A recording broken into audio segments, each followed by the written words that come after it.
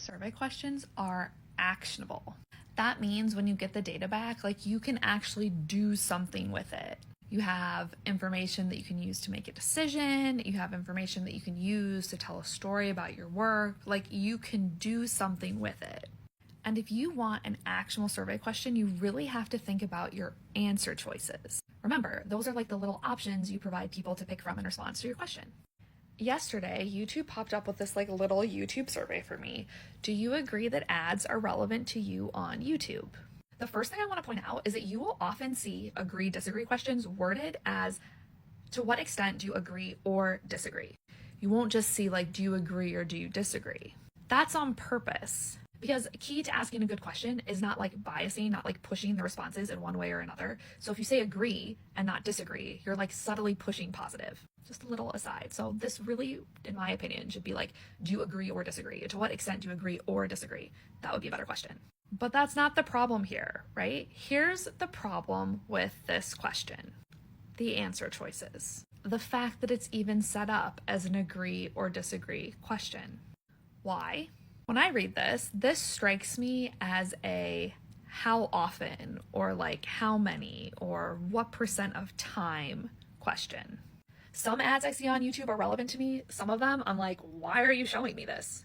That's frequency, right? That's like numbers, that's counts, that's percentage. It's not agree, disagree. If I were using this question and I wanted it to be truly actionable, I would ask, how often are the ads that you see on YouTube relevant to you? You could even do like approximately what percent of ads that you see on YouTube are relevant to you. Regardless, I would ask a question that gets at amount, number, proportion, percent of ads. Like let's use this little trick I mentioned yesterday and like pretend you're reporting out the fact. 60% of people agree that the ads on YouTube are relevant to them. Okay, so for like 40% of people, the ads are not relevant. That doesn't sound terrible, but what if the data you had was 60% of people say that most of the ads they see are relevant to them on YouTube.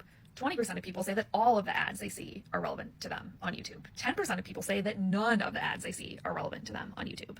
Well, then you could look at the ads they see. If they've said none or they've said all, be like, okay, great. None of these ads should go to this person. All of these ads should keep going to this person or ads similar to that. Do you see how that's more actionable? Some people will argue that like agree versus strongly agree or disagree versus strongly disagree actually is getting at the like amount. Like if I strongly disagree, that means like none of my ads are relevant. Or if I strongly agree, it means that most or all of my ads are relevant. And to those people I say, well, how do you know? That's literally not what you asked in your question. Next time you're asking a question, think about the answer choices and which answer choices are going to get you the most useful, actionable information. Is it something where you just want to know if people agree or disagree with a statement that you're saying?